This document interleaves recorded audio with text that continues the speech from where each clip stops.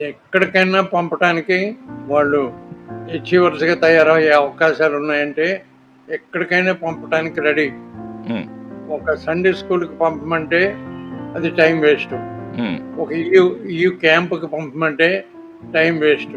EU Bible స్టడీకి పంపమంటే time waste.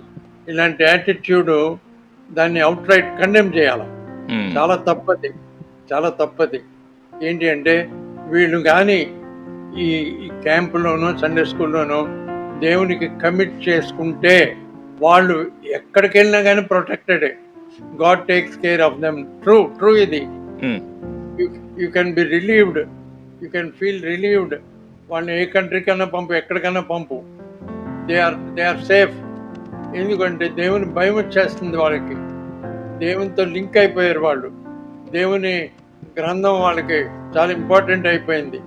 దేవుని పద్ధతి వాళ్ళ లైఫ్ స్టైల్ అయిపోయింది. అలాంటప్పుడు యూ కెన్ ఫీల్ రిలీవ్డ్.